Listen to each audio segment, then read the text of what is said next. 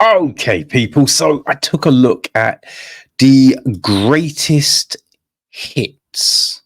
All right, this is the new film from Ned Benson, who wrote and directed. Right.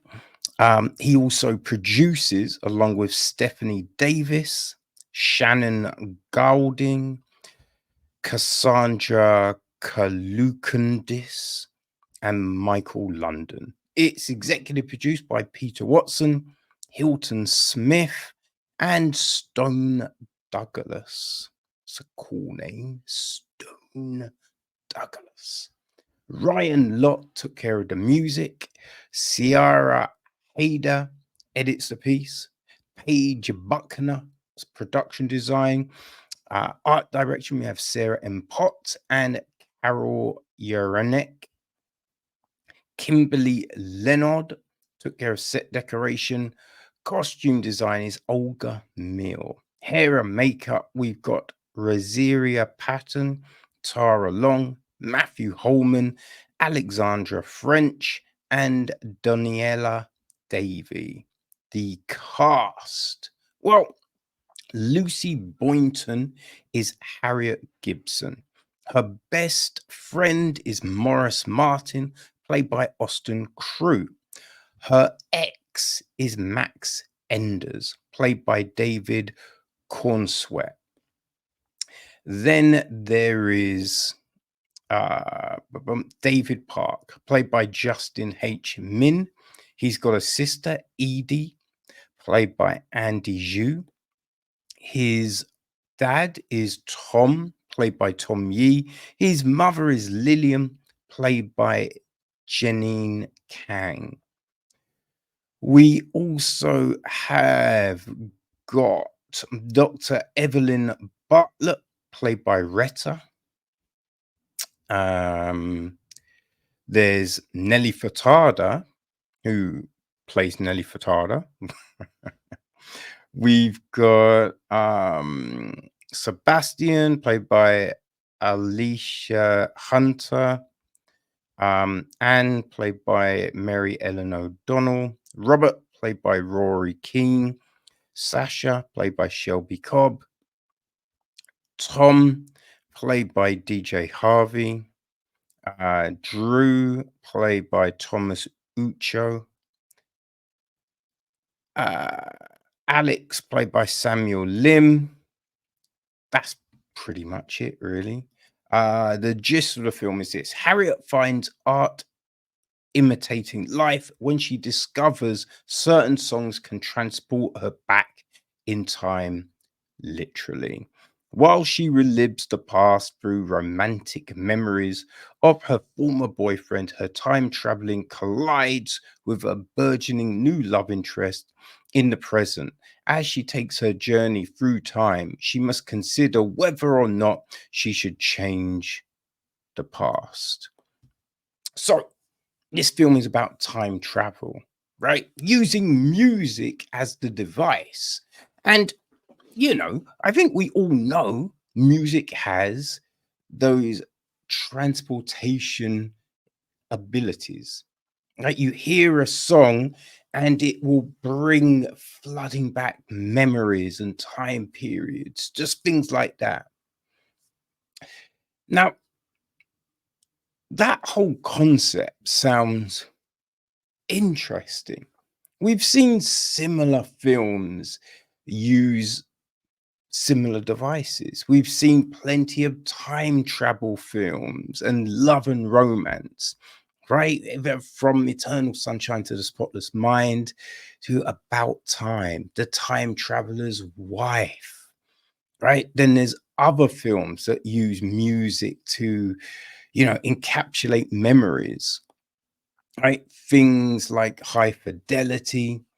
Um, we've got, oh man, like Gross Point Blank, that used a lot of music in it, right? Uh, Garden State, obviously, that's another one. I mean, there's so many, right? There was it The Greatest Day? There was that Take That jukebox type of film, right? That used music in that similar kind of way.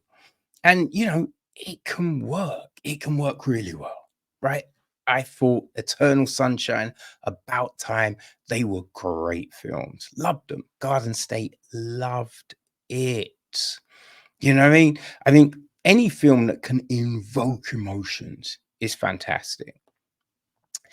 But the big thing is you have to believe in that love, right? You've got to believe in those raw emotions because that's the pivotal part here. That's the thing that sucks you in, that makes you emphasize with these characters, right? With the greatest hits, we start off with this kind of montage of Harriet and Max together, right? Just all of these different moments of them and everything like that, which is interesting, and I think you gotta pay attention to some of those interactions, right? And the pauses. That's the big thing, the pauses. That's all I'm gonna say.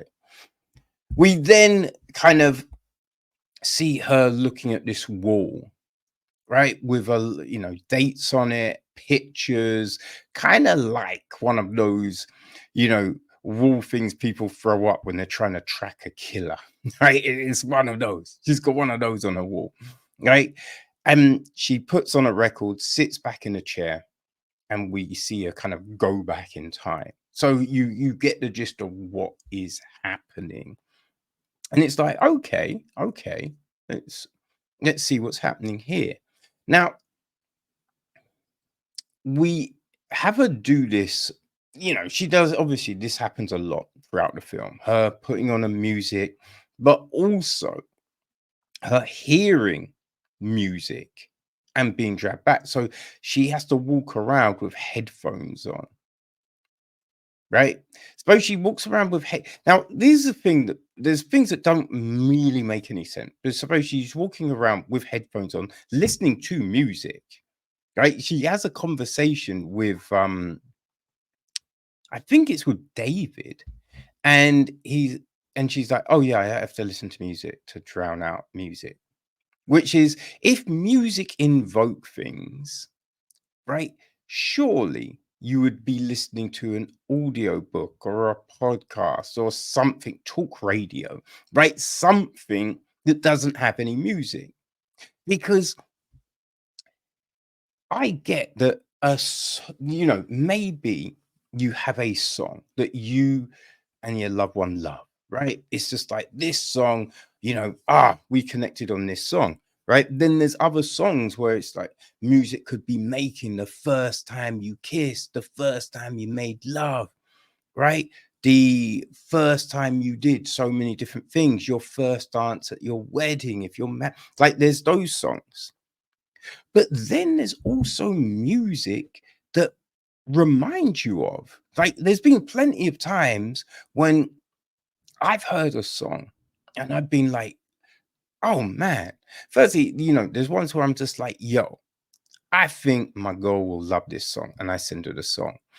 Other ones, it's just like, this just reminds me of her or reminds me of the love I have for her. Right. And I'll send her that song. There's been times when I've sent her a song and she's been listening to that same fucking song literally at that moment. Right. Which is always kind of crazy. So, in that, you can't listen to any music. You can't listen to any music. You know what I mean? And that's the thing that doesn't really make any sense. Because you're just saying, oh, only select music will remind you of. When in theory, there's a lot of music that could remind you of, you know? So we don't really get any cohesive clarity on that. Also, the other thing is an advert sends her back in time. An advert, right? We hear adverts all the time. So, what we like, there's no thing that's really clear on how she navigates life if this is happening all the time. right? If this is happening all the time, that she's wearing headphones, but she can hear everything that's going on, right? Someone talks to her, and it's not like, yeah, wait, were you talking to me? No, she turns to me like, oh no, so Steve said that, like, she hears the conversation, which is just like, yo, you need to buy better headphones. You know what I mean? It's just like, yo, that doesn't work. If you can hear shit, then you can hear the music. So those headphones are pointless. Right? It's like she goes into the record shop and she doesn't need the headphones, or she goes into a disco, a nightclub, doesn't need the headphones. Again, makes no sense. It doesn't make any sense, you know? So you have those things.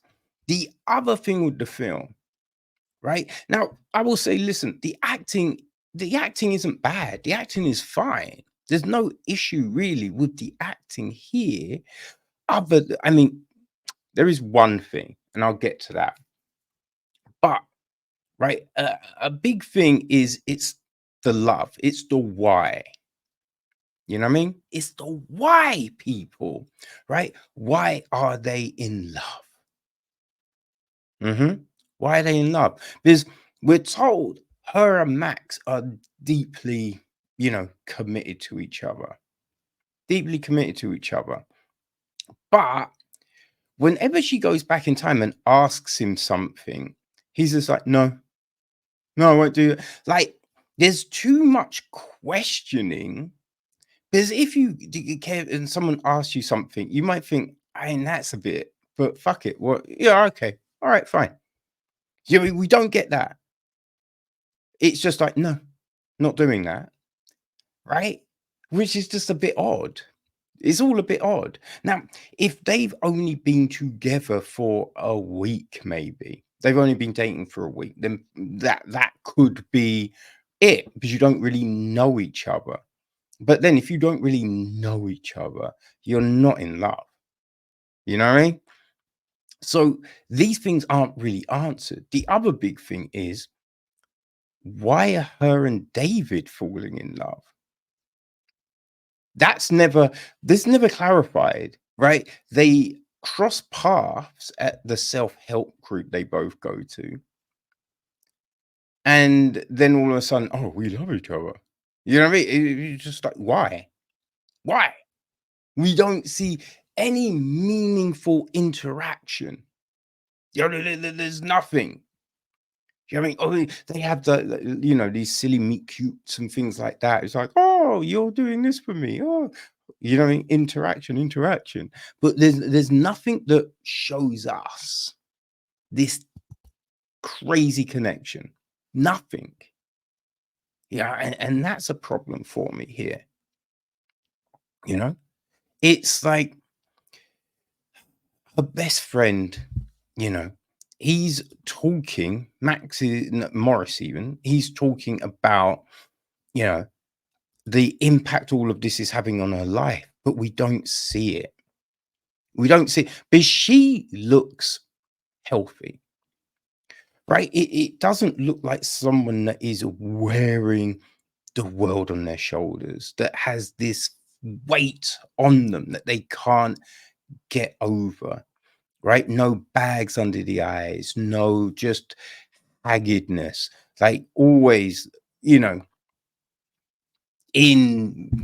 just looking, appearance looks fine, clothing and all of that. Obviously, you wear clothing, but what I'm saying is there's no just scruffiness, right?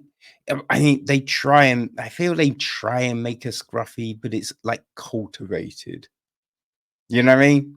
Like it's like where people are buying the jeans with the holes already in when made, right? And you look at them and it's just like, I mean, they're not old jeans, right? They're not old jeans that have just ripped, right? It's cultivated. And that's what this is. It's cultivated love. It's cultivated emotion. And you're not buying it. Right, a big thing about high fidelity is when Cusack is talking about these past loves and the music, there's this passion. There's this undeniable passion about the music, right? Even with the other members, Jack Black and the other dude, right? Who looks like Moby, and I can never remember his name. Right. But when they're talking about the music they love, you get it, right? You might not like the tracks they're talking about, but you get it. This is not the same, right? She'll talk about music, but it just feels flat, just feels kind of flat, right? And that's what I mean. Like the acting is fine, the acting is fine. Apart from that, right? Just we are devoid of emotion here. Supposedly I think she's meant to be a record producer, a music producer. And there's a bit when she's talking with Nelly Furtado, and it's just like, oh, I think we need to do this, but it's just like, I think we need to do this, and it's not just like, man, oh shit, I love that. I love, you know what? Oh fuck, yo, I've got it, I've got it, I've got it, I've got it. You know what? Let's try some drums here. I've just got a feeling, man. There's some drums might bring that. Let's try. Oh yeah. Yeah, yeah, yeah, yeah, yeah. Oh my god, that elevates it. What do you think? Bum, bum, bum. Like that's you want some emotion.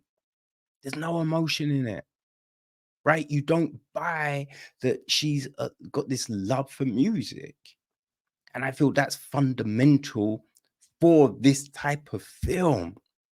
You know, we're not really seeing the grief.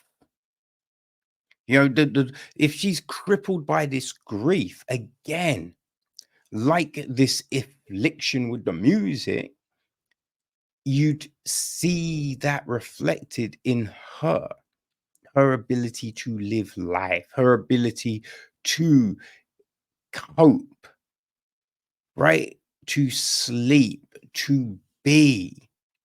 It's just not there, right? They try and convey it by phone calls. Like, hi, I'm fine. Oh, I'm just about to, when you're not just about to do anything. Right? That's the most you get. That's the most you get. Which is a shame because I think, as I said, look, this as a concept, this is all right. This is all right, but it's just the execution for me isn't quite there. Isn't quite there. Now, I think, right, and it just so happens, right, we had Musica drop last week. And if you really enjoyed Musica, then I think the greatest hits will work for you. You know what I mean? I think they will be good comparisons, you know? So, yeah, if you like Musica, people, check out the greatest hits. It is available on Disney Plus, right? Disney Plus in the UK, Hulu in other parts of the world where Hulu is available. So yeah, if the great, you know what I mean, if you're a fan of everyone involved, right? Lucy Bryton or Boynton, even Justin. I thought Justin was really good in Shortcomings, right? Shortcomings was really good. Like Retta has been, I forget the last thing I saw Retta in, but she's very good. Like David Cornsweat, he's gonna be Superman, right? Ned Benson, he did the disappearance of Egna Rigby, something like that, right? If you enjoyed that, then possibly, right? Greatest hits will work for you. So, as I said, it is out on Disney Plus and Hulu.